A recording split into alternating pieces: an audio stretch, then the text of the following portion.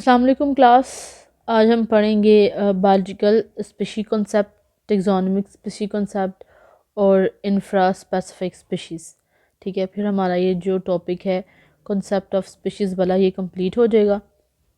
आप लोगों के पास कोर्स आउटलाइन है। कल हमारी जो डिस्कशन होगी, क्योंकि कल परमिट होता है तो इवनिंग में हम डिस्कशन रखेंगे। ठीक है, 4 बजे के करीब डिस्कशंस होंगी। अगर आप अर्ली मॉर्निंग करना चाहते हैं तो वो भी हो सकती है, लेकिन अर्ली मॉर्निंग शायद आप लोगों के लिए फिजिबल ना हो। तो आप लोगों ने अपनी कोर्स आउटलाइन में से देखना है कि हमारा जो टॉपिक है ना, इसमें से सिर्फ क्लासिफिकेशन वाला रह चुका है या एक टेक्सोनोमिक एविडेंसेस वाला।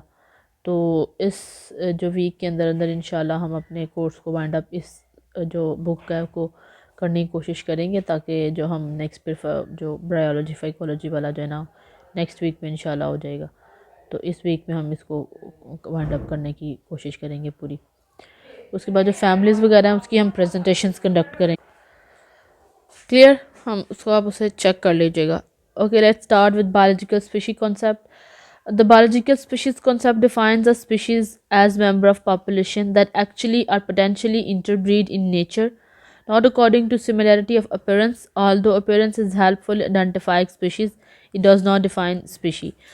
बात करें कि बायोलॉजिकल स्पीशी हम उस स्पीशी को बोलते हैं, वो स्पीशी जो आपस में इंटरब्रीड कर सकती है। बायोलॉजिकल स्पीशी कॉन्सेप्ट के अकॉर्डिंग हम उसको स्पीशी मान लेते हैं। क्लियर। जो पहले हमने माइक्रो और मैक्रो स्पीशीज पढ़ा, हमने क्या कहा है कि माइक्रो स्पीशी हम उस चीज़ को कहते हैं जो माइक्रो एवोल्यूशन के बाद आती है। मैक्रो स्पीशीज हम उस चीज़ को कहते हैं जो मैक्रो एवोल्यूशन के बाद आती है। कल हमने पढ़ा species aggregate concept. Species aggregate concept क्या होता है? ऐसे स्पीशीज़ जो क्या होती हैं आपस में सिमिलर होती हैं, सिबलिंग स्पीशीज़ होती हैं, क्रिप्टिक स्पीशीज़ होती हैं, हम उन्हें क्या कह देते हैं? एग्रीगेट स्पीशीज़ कह देते हैं। बायोलॉजिकल स्पीशीज़ में हम उस चीज़ को स्पीशी कहते हैं जो क्या कर सकते हैं, आपस में इंटरब्रीड कर सकते हैं। उनकी मॉर्फोलॉजिकल बेसिस पे नहीं कि वो सिमिलैरिटीज़ रखती हैं दिखने में या नहीं सिमिलैरिटीज़ रखती। अगर वो इंटरब्रीड कर सकती हैं तो वो स्पीशीज़ हैं। क्या है वो? कि ये किस कॉन्सेप्ट के अकॉर्डिंग? बायोलॉजिकल स्पीशी कॉन्सेप्ट के अकॉर्डिंग ऐसी स्पीशीज़ जो आपस में इंटरब्रीड कर सकती हैं, फर्टाइल ऑफस्प्रिंग प्रोड्यूस कर सकती हैं, वो दिखने में सेम हैं या नहीं है, वो हम स्पीशी कंसिडर करते हैं। क्लियर होगी बात? इसमें 2 पॉइंट्स हैं जो मेन डिस्कशन वाले हैं। एक है पोटेंशियल इंटरब्रीड के पोटेंशियली क्या कर सकते हैं, इंटरब्रीड। दूसरा अपेरेंस से कोई ताल्लुक नहीं है। आइडेंटिफाई कर सकते हैं आप, ऑब्वियसली अपेरेंस से आइडेंटिफाई करेंगे ना आप। अपेरेंस देख के आप बताएंगे कि ये स्पैरो है, अपेरेंस देख के आप बताएंगे कि ये पैरट है, अपेरेंस देख के आप ये बताएंगे कि ये पिजन है। ठीक है, लेकिन आप उसको स्पीशी कंसिडर नहीं कर सकते। स्पीशी किस चीज़ पे कंसिडर करेंगे? अगर वो क्या कर सकते हैं, इंटरब्रीड कर सकते हैं। अगर कोई पिजन्स हैं जो कि दिखने में बिल्कुल सेम है लेकिन वो इंटरब्रीड नहीं कर सकते तो हम उन्हें स्पीशी नहीं कह सकते।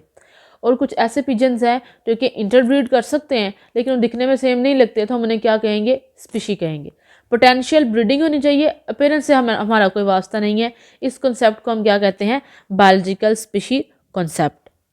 Appearance isn't everything. Organisms may appear to be alike and be different species. For example, Western Meadowlarks Sternal neglectica and Eastern Meadowlarks Sternella magna look almost identical to one another, yet do not interbreed with each other. Thus, they are separate species according to this definition. According to biological species concept, अगर similarity है भी, जैसा स्टर्नेला नेग्लेक्टा में, स्टर्नेला Magna में है similarities, लेकिन वो interbreed नहीं कर सकती तो हम उन्हें क्या कहते हैं? हम उन्हें स्पीशी कंसिडर नहीं करते। ये आपके सामने जो डायग्राम नज़र आ रही हैं, ये दोनों ये स्पीशीज़ हैं। एक जो है वो वेस्टर्न है, एक क्या है? ईस्टर्न है।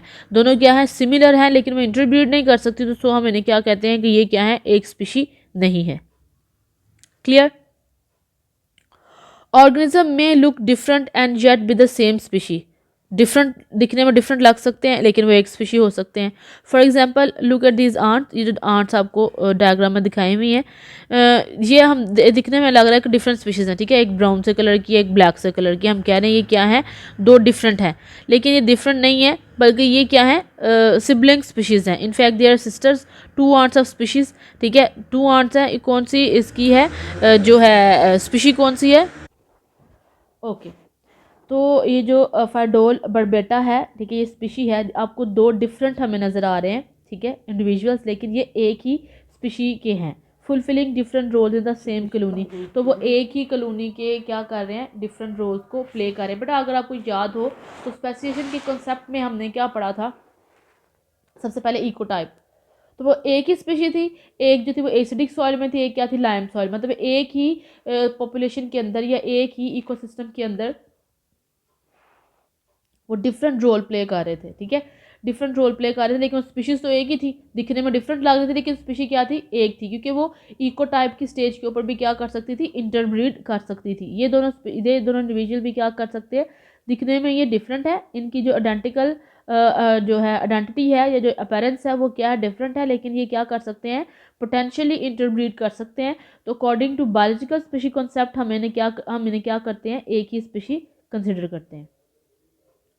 Many characteristics can very with in a single species, बहुत सारे एक स्पीशी के अंदर बहुत सारी करेक्टरिस्टिक्स क्या होती हैं, वेरी। अब हम ह्यूमन बींग्स हैं, तो हम कितने डिफरेंट हैं। ठीक है, हमारा फिंगरप्रिंट, थंब प्रिंट जो है एक दूसरे से मैच नहीं करता, लेकिन फिर भी हम एक स्पीशी में फॉल करते हैं। Clear? For example the plant hydrangea may have pink flowers, they have actually modified leaves or blue flowers। ठीक है, क्या होते हैं, इनके ब्लू फ्लावर्स होते हैं, लेकिन कुछ की क्या होते हैं, पिंक फ्लावर्स भी होते हैं। But that doesn't mean that we shouldn't classify the two forms as different species, हम इन्हें डिफरेंट स्पीशीज़ नहीं कहते, बल्कि क्या कहते हैं, एक ही स्पीशी क्या करते हैं, कंसिडर करते हैं। In fact you could cause a blue flower plant to become a pink flower plant just by changing the pH of the soil and amount of the aluminium taken up by the plant. ठीक है, ये जो हमने eco type वाली बात की है, क्योंकि इकोसिस्टम में या जहाँ पे जिस हैबिटेट में जिस नीश में वो रह रहे हैं उसके डिफरेंट होने की वजह से उनकी अपीयरेंस में डिफरेंस आ सकता है। इसका मतलब ये नहीं कि वो क्या है, दो डिफरेंट स्पीशी हैं। हम क्या कर सकते हैं, जो ब्लू फ्लावर है उसको भी पिंक में कन्वर्ट कर सकते हैं, कैसे कि हम उसको पीएच बढ़ा दें। ठीक है, पीएच को चेंज कर दें, और जो एल्यूमिनियम वो अपटेक कर रहा है सॉइल से उसको चेंज कर दें। ऑब्वियसली जो पिंक फ्लावर है वो जहाँ ग्रो कर रहा है उसकी पीएच चेंज होगी, उसमें एल्यूमिनियम का कंटेंट भी ज़्यादा होगा। ब्लू फ्लावर जो है वो एल्यूमिनियम का कंटेंट उसमें कम होगा, और जो है पीएच भी उसकी चेंज होगी। अगर हम उसकी पीएच चेंज कर देते हैं, एल्यूमिनियम को कंटेंट चेंज कर देते हैं, तो वो भी पिंक फ्लावर बनाना स्टार्ट कर देगा।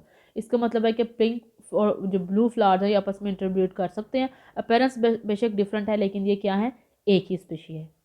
तो according to biological species concept हमारा क्या कॉन्सेप्ट है कि क्या कॉन्सेप्ट बनता है कि ऐसी स्पीशीज़ जो आपस में क्या करती हैं, इंटरब्रीड कर सकती हैं, वो क्या हैं, जो पोटेंशियली ब्रीड कर सकती हैं, वो एक स्पीशीज़ हैं, स्पीशी है।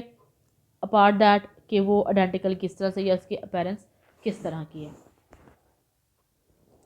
ये जो स्क्रीन पे आपको 3 एग्जांपल्स नज़र आ रही हैं ना, इनको आपने स्टडी करना है। ठीक है, ये पोटेंशियल ब्रीडिंग पे इनमें यही एग्जांपल दी हुई है। ये चीज़ें हैं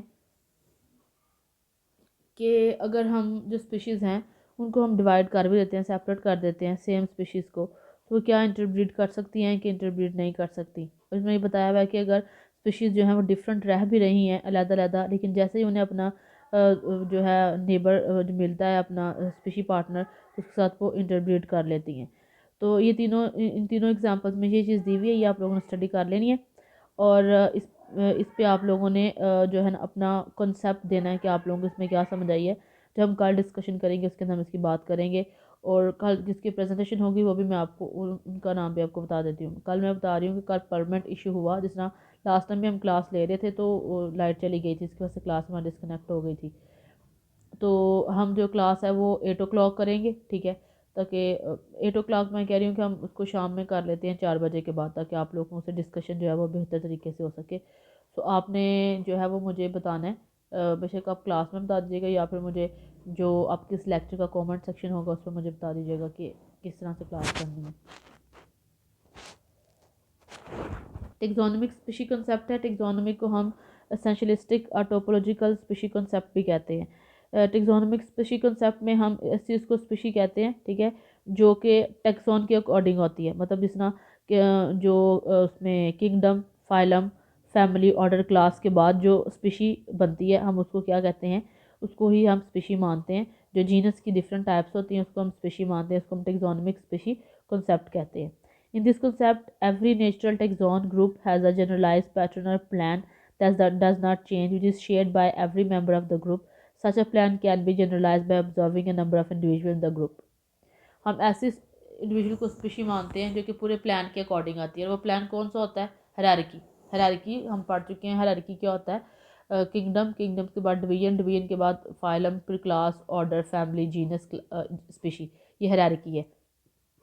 जो इस प्लान के अकॉर्डिंग जो इन्फॉर्मेशन शेयर करता हुआ इंडिविजुअल स्पीशीज तक पहुंचता है, हम उसे क्या करते हैं, स्पीशी कंसीडर करते हैं।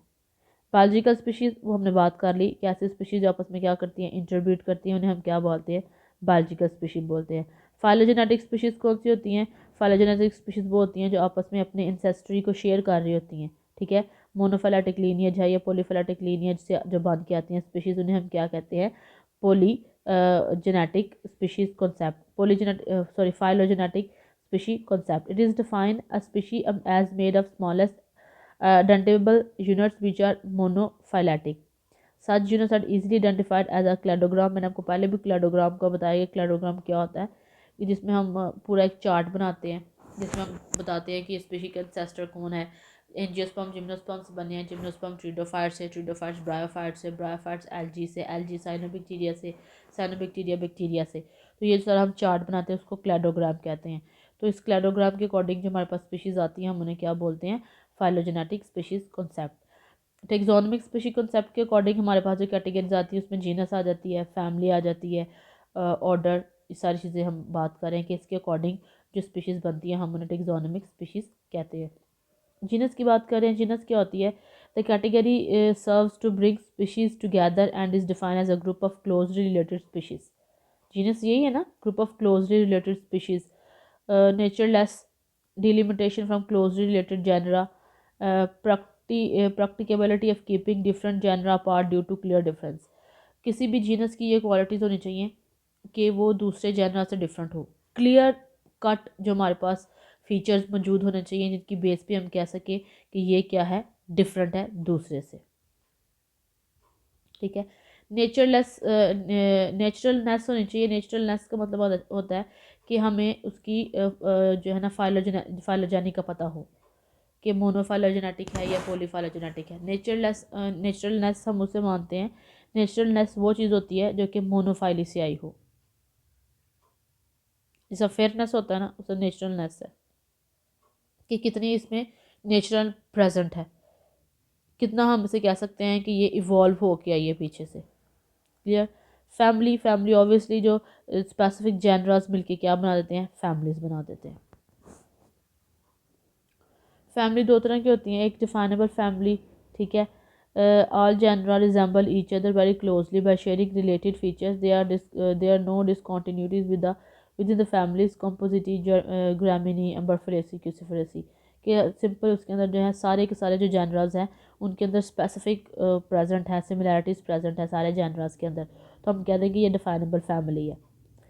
इनडिफाइनेबल फैमिली कौन सी होती है, named after the most important genera, जिसको हम जो मोस्ट इंपॉर्टेंट जेनरा है, ठीक है, उसकी बेस के ऊपर हम उसे जो है ना फैमिली बना देते हैं जो उसके अंदर ज़्यादा प्रोमिनेंट है, जैसे लेबियटी, रेननक्लेसी, रिबियसी, ब्रोगिनेसी।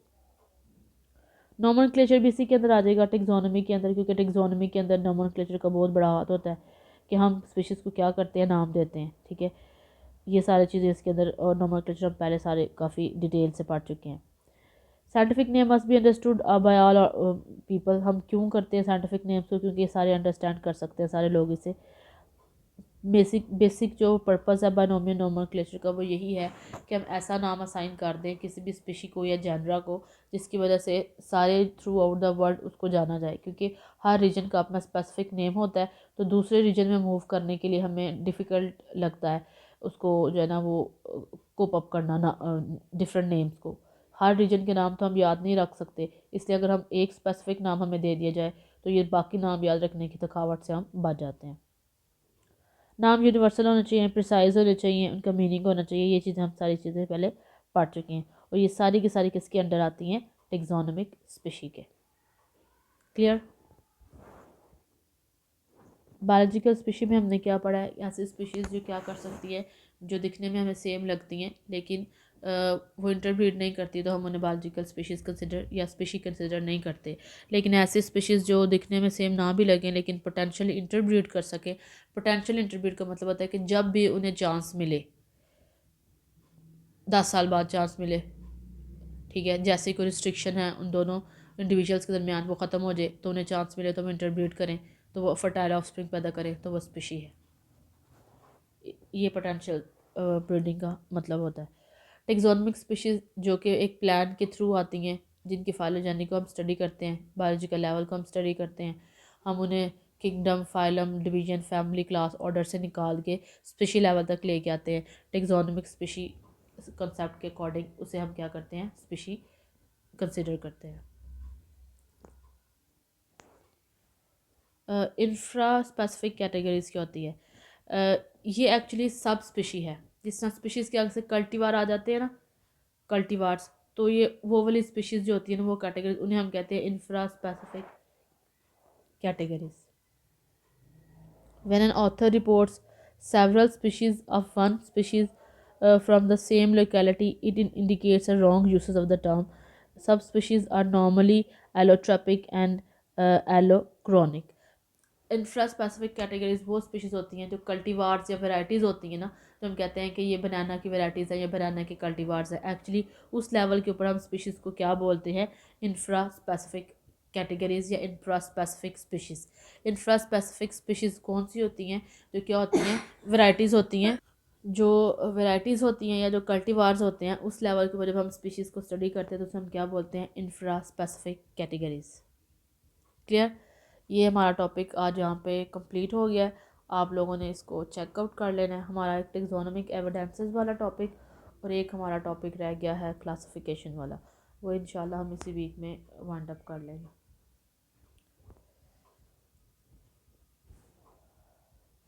Thank you.